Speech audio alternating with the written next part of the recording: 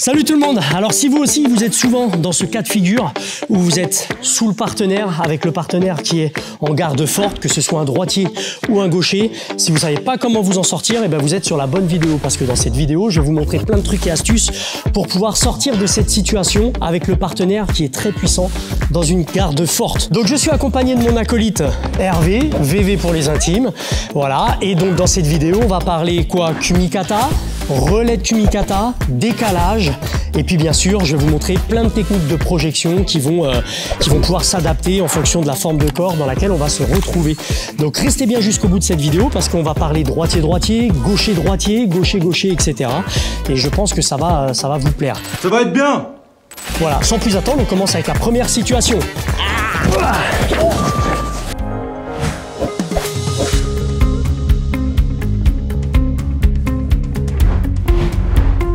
Et si tu veux devenir un judoka ultra complet, performant et résistant, je te conseille vivement d'intégrer des séances de rameur dans ta préparation physique. C'est devenu incontournable, que ce soit pour perdre du poids avant une échéance, par exemple une compétition, ou alors pour renforcer tes bras, les cuisses, la ceinture abdominale, voilà, toutes ces zones clés qui sont quand même importantes pour nous les judokas, ou alors bien même booster ton cardio.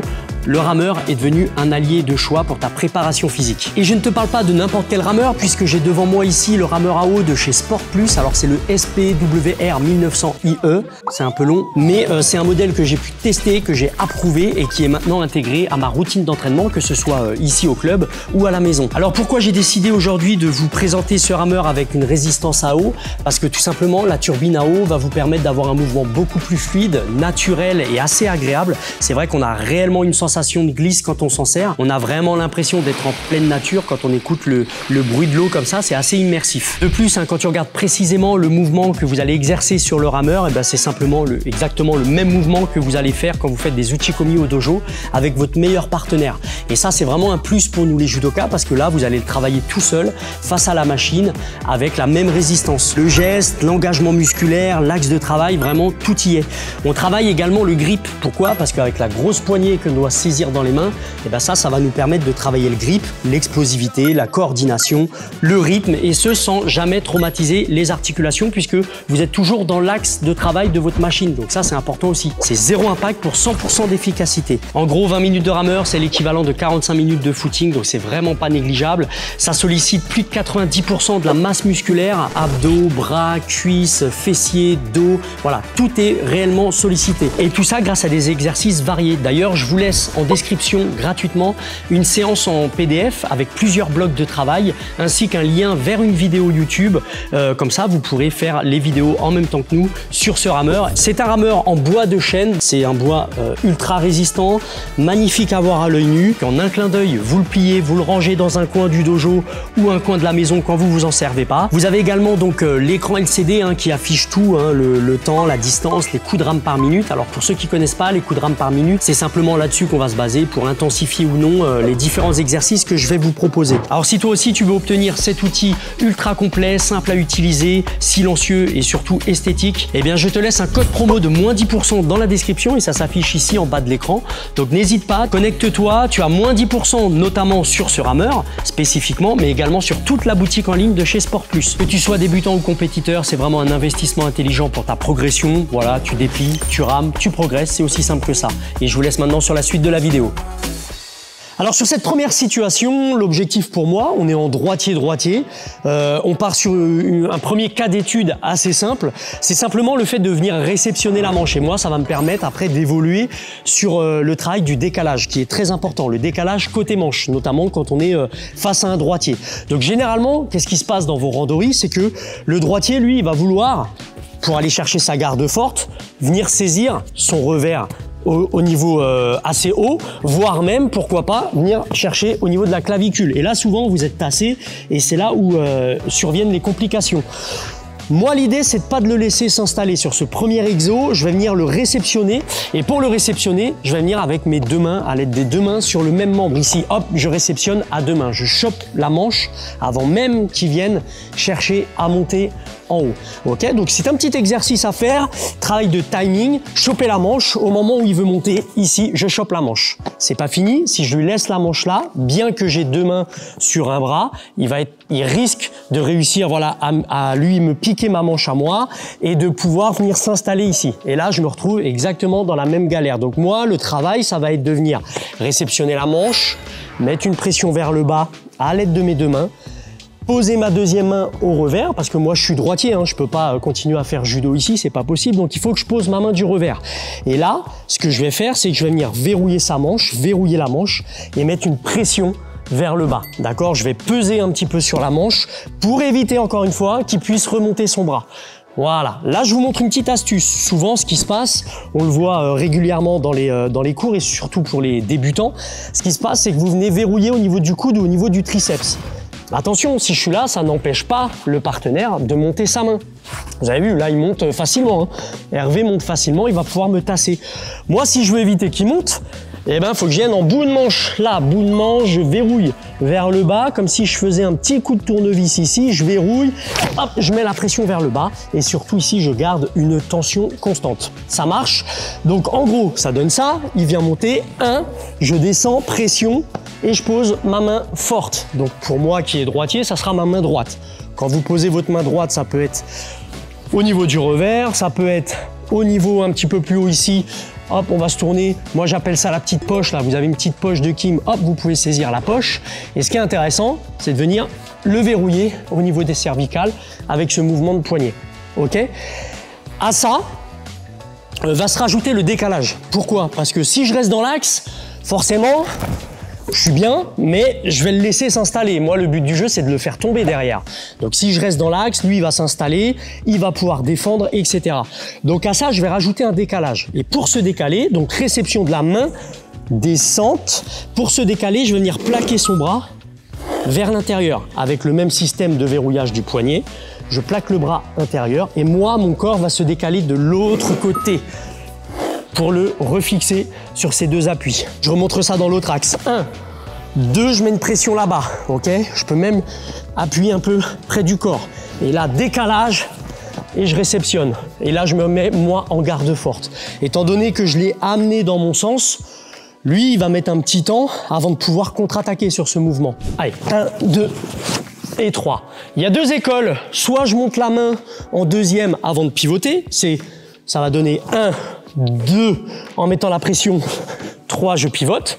Deuxième école, je fais la même chose, mais je vais monter la main dans ma rotation. Moi j'aime bien le faire comme ça. Par exemple, il veut monter 1, 2, je tourne et je monte la main après. Ok, voilà, c'est deux écoles différentes.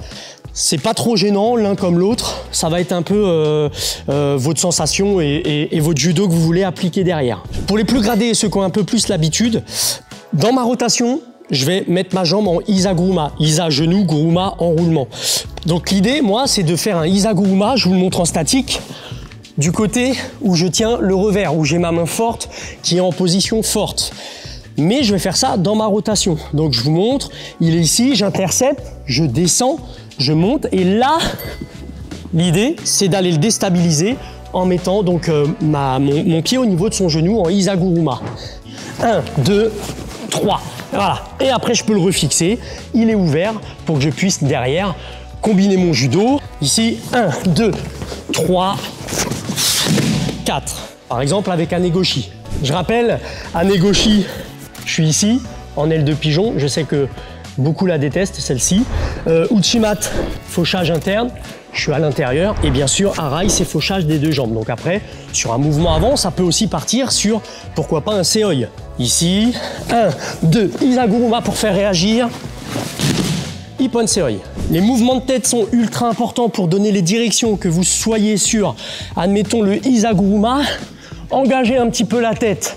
Si je repars sur l'avant, je donne la force avec le mouvement de tête. Je rappelle que la tête, c'est le gouvernail, ça va emmener complètement votre corps là où vous voulez aller. Je vous propose une petite variante sur ce même exercice de réception de manche. Je vais travailler en eri. Eri, ça veut dire que je vais réceptionner son revers en unilatéral, du même côté. Ça va ouvrir encore plus votre panel technique. Vous pouvez prendre en eri, ici. Alors, je vous conseille une chose, c'est aussi d'être réactif et léger sur le revers quand vous allez vous déplacez là. Et par exemple, maintenant, ça m'ouvre quoi? Bah, ça va m'ouvrir les Eri Seoi, voire Eri Tayotoshi. Eri Tayotoshi, je suis ici, avec jambes en barrage. 1, 2, je prends le revers, léger sur le revers, je rentre à l'intérieur et je pars sur le Eri Seoi. Ok, maintenant qu'on a fait cette première situation, on comprend mieux le travail de réception de la manche, du contrôle de la manche et du décalage. Seulement, dans la pratique, en randonnerie, et vous le savez aussi bien que moi, bah, d'aller chercher la manche en premier, c'est compliqué parce que lui, son objectif, c'est d'aller chercher la manche aussi en premier. Ok? Donc souvent, ce qui va se passer, regardez, il va se mettre en retrait. Cette main-là va être en retrait sur l'arrière. Donc là, aller chercher la manche, assez complexe. Donc je vais faire une technique de relais. Voilà, technique de relais avec les mains. C'est le travail du kumikata. Le gros travail du kumikata, il est là. Travail de relais pour pouvoir piquer cette manche-là. Comment je vais faire? Déjà, je reste en garde de droitier, donc j'ai ma jambe droite devant. Je vais venir récupérer son revers ici.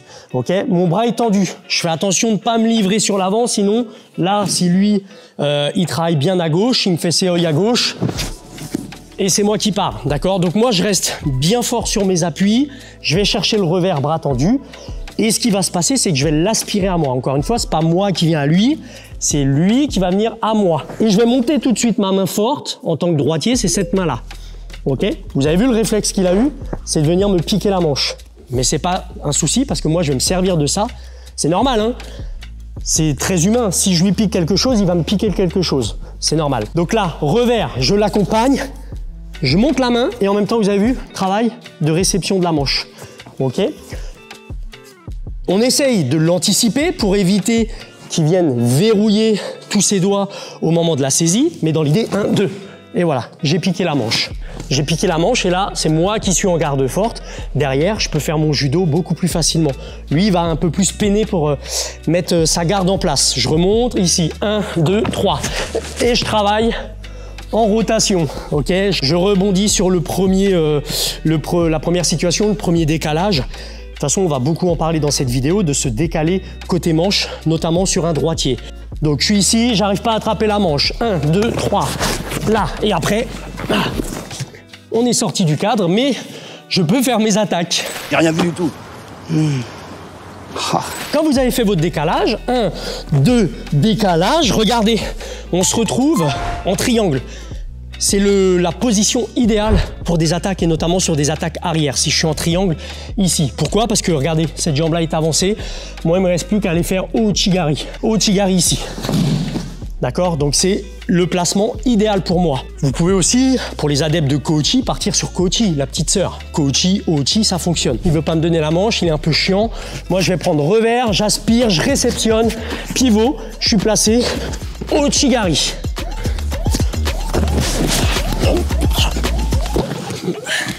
Si on part du principe que j'ai piqué son revers et que, manque de bol, j'ai pas réussi à réceptionner la manche assez tôt, lui il va s'installer. Alors soit en passant par au-dessus, il va venir récupérer mon propre revers. Lui c'est un droitier, hein, donc lui son objectif c'est de choper mon revers, mon revers gauche avec sa main droite. On est d'accord. Et ben c'est pas bien grave. Quand je suis ici, je vais pas tout de suite installer cette main là parce que là je vais me charger. Je vais rester à distance. Très important, mon bras. Il doit rester verrouillé et tendu pour le maintenir à distance. Et maintenant, ma main va passer par au-dessus et je vais lui mettre une pression vers le bas. Et en même temps que je mets cette pression, je vais relâcher son revers et réceptionner pour récupérer la manche. Et là, je me suis retrouvé en garde forte. Je vous remontre, il est ici. Ouais, il est ici. Je viens pour aspirer, manque de bol, hop, donc je le remets à distance. Il m'a piqué mon revers. Très bien. Il est passé par au-dessus. Je réceptionne. Et là, je reprends ma garde fondamentale. En tout cas, ma garde où je suis le plus à l'aise en tant que droitier. C'est le même principe s'il passe par en dessous. Hein. Si je suis ici et qu'il a piqué le revers en passant par en dessous, hop, regardez, ma main vient par au-dessus. Là, je mets une pression, j'ai beaucoup plus de force en poussant vers le bas. Souvent, ce qui se passe, ça c'est des erreurs, c'est qu'on cherche à tirer là. C'est très difficile si j'ai pas un bon retrait. Et encore là, j'ai du mal à lui faire péter la garde. Par contre, par au-dessus, je vais avoir plus de puissance. Donc, je prends par au-dessus. Là, je fais lâcher et je récupère avec ma main gauche au niveau de la manche. J'ai repris ma distance parce que si je reste dans Voilà. Dans son attaque, lui, il va tout de suite réenchérir. Donc moi, je reprends distance, je vais l'aspirer, récupérer et pourquoi pas partir sur un mouvement de hanche ici, Kubinage ou Koshiguruma par exemple. On va essayer de le démontrer comme ça. La première version, il passe par au-dessus. Ok, je reprends, vous avez vu? De là, l'attitude elle est ultra importante en judo. De là, je fais ça. Mon attitude déjà elle change. Lui, ça lui met une distance. Les bras sont tendus. Ici, ici, ici, ici. Donc là, volontairement, je vous ai...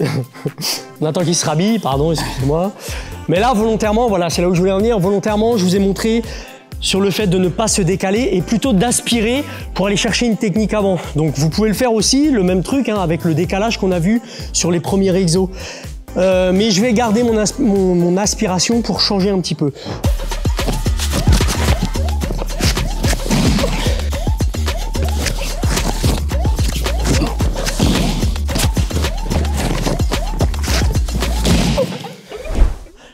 Souvent, j'ai des messages comme quoi vous êtes bloqué sur un gaucher en tant que droitier. Donc moi, je vais jouer le rôle de droitier et je vais demander à Hervé de se mettre en gaucher. Souvent, ce qui se passe, et ça marche aussi en inversé, hein, si je suis gaucher et que lui, il est droitier, bien évidemment.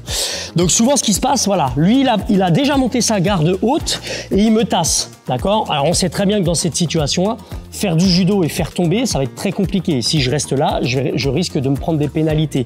Donc pour moi, c'est de reprendre l'avantage par rapport à ça. Qu'est-ce qui fait que je ne peux pas attaquer? On va partir de ce principe-là. Qu'est-ce qui fait que je ne peux pas attaquer? C'est tout simple. C'est simplement le fait que mon épaule se retrouve verrouillée et que lui me met une pression vers le bas, je suis bloqué. Si maintenant, regardez, si je sors de l'axe en dégageant mon épaule, là, déjà, je suis un petit peu plus en position supérieure par rapport à lui, d'accord? Si je reste en dessous là, je suis en galère. Si je vais là-bas, je suis en galère. Qu'est-ce qui va faire que, eh ben, hop, en dégageant l'épaule. Donc c'est ce qu'on va essayer de travailler. Pour ce faire, regardez, une saisie que moi j'aime bien prendre quand j'ai un gaucher qui monte ici, c'est d'aller chercher la petite poche du judogi, de la veste en tout cas, là. Je vais chercher cette poche-là. Non seulement je vais l'attraper, la gripper fort, mais en plus de ça, je vais venir mettre un coup de poignet comme ça, pour venir mettre une tension. Je le mets en tension, ok? À partir du moment où j'ai chopé la petite poche derrière, on revient ici. Regardez, je vais rentrer à l'intérieur en sortant mon épaule. Ce mouvement est très important. Et en même temps, je ne sais pas si vous remarquez, mais je vais aspirer la manche vers l'avant. Pourquoi? Parce que derrière, je peux faire ogoshi par exemple. Ogoshi à droite en plus de ça. Donc ça, je sais que ça va en aider certains. Donc n'hésitez pas à me le dire dans les commentaires, ça m'intéresse. Je sais que ça peut vous aider. Quand vous êtes en galère sur un gaucher en montée, venez récupérer la petite poche dans le dos. Alors bien sûr, ça demande soit d'avoir le revers, soit d'avoir la manche. Mais généralement ici, il ne faut pas que je reste bien longtemps. Je viens chercher la poche, je verrouille, ça bataille, décalage, hop, ogoshi. Ça me permet de rebondir sur un aspect technique entre ukigoshi et ogoshi. Donc ogoshi, quand je suis là, c'est un grand mouvement de hanche. J'ai sorti la hanche, je le charge. Ukigoshi, à la Calvin Ray, je vais rester dans son axe. Je dessine le triangle, vous savez, qui a dessiné au sol. Et là, je vais venir en percussion de hanche. Là, on a exagéré le mouvement. Lui, il m'a bien tassé avec le coude qui est rentré. Normalement, je devrais pouvoir m'en sortir. Alors là, j'ai attrapé la ceinture, mais c'est le même principe. Je vais passer par en dessous et me grandir. Et après, je peux attaquer également sur l'arrière. Hein. Le haut Chigari, dans ces moments-là, il part bien aussi. Hein. Là, décalage, Ochi. Je vais rouler. On l'a fait en gaucher, on va le faire en droitier également si le partenaire est en position haute, ici. Voilà, lui il est droitier, moi je suis droitier également, donc j'ai les jambes droites devant, mais il me tasse. Ça, c'est cas de figure qu'on retrouve très régulièrement. La seule solution que je trouve dans cette situation-là, c'est une manche, et souvent vous êtes ici au niveau du triceps et on essaie de se défaire de ça. Ça ne marche pas. On se rappelle de ce qu'on a vu juste avant, c'est le dégagement de l'épaule qui va faire que je reprends l'avantage. Et je vais aussi me servir un peu de sa réaction. Donc d'ici, je vais venir piquer le revers. Ça demande d'être à l'aise en garde de gaucher, c'est pas donné à tout le monde. Si vous n'êtes pas à l'aise en garde de gaucher, et notamment quand on a la jambe droite devant, c'est dangereux, ok? essayez d'être à l'aise, en tout cas travaillez-le. Cette garde de gaucher, elle vous permet de faire des relais et de passer à autre chose. Donc de là, je vais venir piquer son revers et je vais venir me décaler, même travail que tout à l'heure, décalage, et je repasse l'épaule devant. C'est pas fini, je vais venir pour le gêner, pour le faire réagir, envelopper le coude par au-dessus. Lui, son premier réflexe, ça va être de repasser au-dessus. Vous pouvez en être sûr à 100%, il va pas rester ici. Même si je le tâche, je lui mets la pression. J'attends sa réaction et je vais partir sur un hippone vers l'avant. Hippone à genoux, hippone debout, c'est ce que vous préférez. Donc je suis là, dégagement, il passe par au-dessus, je l'enveloppe et je fais mon hippone à l'aide du revers. Vous allez voir, ça part très très vite, très rapidement et c'est ça l'avantage sur ce mouvement. 1. Là, il me gêne, il me tasse. Plus il va me tasser, plus je vais devoir partir vers le bas pour enrouler et dégager. Il veut remonter, je le chope en hippone. Quand on est spécialiste du seoi, le hippone à côté revers, c'est du beurre. Franchement, vous aspirez le revers, il est tout de suite en déséquilibre.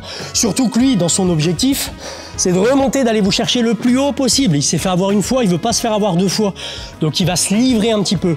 Je me sers du fait qu'il se livre pour ouvrir et placer mon hippone. Pour ouvrir, n'oubliez pas, hein, je garde pas le coude en bas, hein, sinon ça marche pas. Il va falloir que je vienne juste travailler ça, avec le mouvement d'Uke au moment où il monte, hop, ça. Là, hop, ça. Là, hop, ça. Et là, ça part tout de suite. Je vais pas vous laisser là. Je vous montre aussi ce qui peut se passer fréquemment, c'est que il est plus rapide que vous, il a réussi à vous retasser et notamment à descendre son coude. C'est vraiment des petites astuces là que je vous donne, franchement. Essayez de l'appliquer après dans vos randonnées. Donc je reprends la même situation. Voilà, je suis ici, manche-manche. Souvent c'est ce qui se passe, je suis un petit peu en galère. Je vais piquer le revers, je fais mon décalage, je repasse au-dessus. Je repasse au-dessus, lui, voilà, il est repassé et il m'a retassé. Et je vais me servir de, vous avez vu, ça. Maintenant, pour aller chercher le hippone, mais en même temps le ko-uchigari sur l'arrière. Donc il me tasse, au moment où il me tasse, je vais m'infiltrer en dessous et venir faire hippone ko. Ça demande un peu plus de pratique, je vous l'avoue, sur ce mouvement sur l'arrière, parce que faut aller choper le bon timing. Ah bah oui, je sais, oui. Bon, comme tous les mouvements d'ailleurs. C'est ça. Allez, droitier fort. 1, 2. Ah, j'arrive pas à m'en défaire. Ici, je fais mon décalage. 1, je repasse par au-dessus. Ça. Je me suis mis des doigts dans la tempe. C'est les tiens. Ah, ouais, c'est les miens.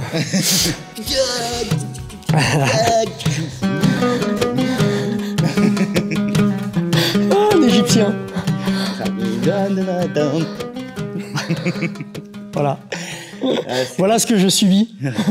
Vous ne voyez pas ça.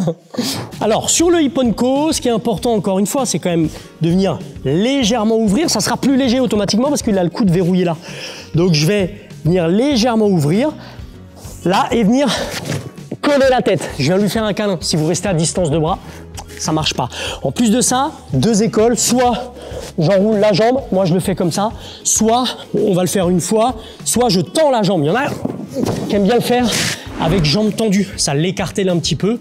Voilà, je sais pas si c'est très précis ce que j'ai fait, mais dans l'idée, jambes tendues, ça l'écartèle un peu. Donc ça va dépendre de la souplesse de chacun. Mais sinon, vous pouvez le faire. Tu n'as pas besoin d'aide? Non, c'est bon. Ça va? Ok. Vous pouvez le faire aussi en enroulant la jambe. Donc quand je suis ici, on zappe un petit peu le début. Là, je viens encercler la jambe. Là.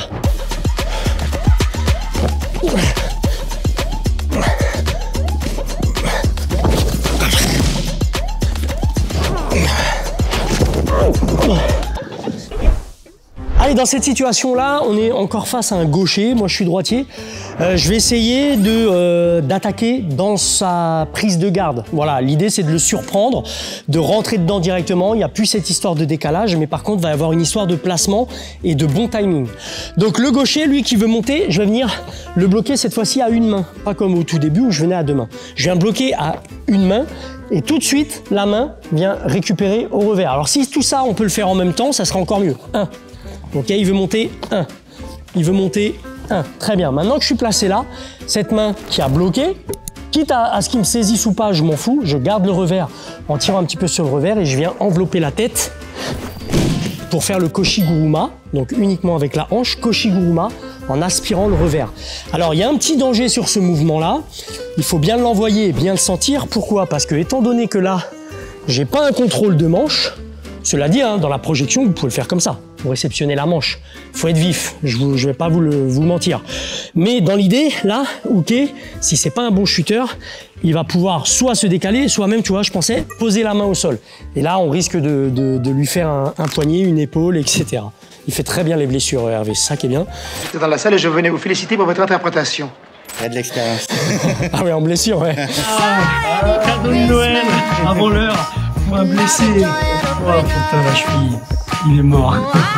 Je suis ici, 1, ah ça, 2, il monte, 1, 2. Voilà, donc ça c'est assez intéressant pour ceux qui ont les bons timings, ceux qui sont vifs, notamment quand il y a une différence de catégorie de poids, ça fonctionne parce que les plus légers seront un petit peu plus rapides que les lourds. Voilà, donc rentrez dans l'attaque directement, je remontre une fois, rentrez dans l'attaque directement, en aspirant le revers vers l'avant et en enroulant la tête. J'avais dit que c'était juste histoire d'en faire une. Hein. Merci bébé. Voilà, on peut remercier Hervé, donc mon super hooké de la journée sur cette vidéo. J'espère que elle vous a plu. N'hésitez pas à mettre des temps de pause sur la vidéo, d'essayer d'analyser un petit peu les placements de main, les relais qu'on a pu faire. J'espère que vous allez pouvoir mettre ça en application rapidement. N'oubliez pas, il y a les moins 10% et pas que sur le rameur, sur toute la boutique Sport Plus. Donc connectez-vous, allez voir ce qu'il y a. Il y a des tapis de course, des rameurs, du vélo elliptique. Il y a même des trampolines pour les enfants, donc allez voir, faites votre choix et surtout appliquez au moment de la commande les moins 10%, donc le Dojo System 10 pour avoir donc les moins 10% à la commande. Hervé et moi-même, Voilà. Qu'est-ce qu'on dit? Qu'est-ce qu'on dit au chauffeur? Fils de pute! Hervé et moi-même, nous allons vous remercier d'avoir suivi cette vidéo jusqu'au bout et on se connecte bientôt pour la prochaine. Restez connectés les amis, à bientôt, ciao, bye bye. Ciao. Le petit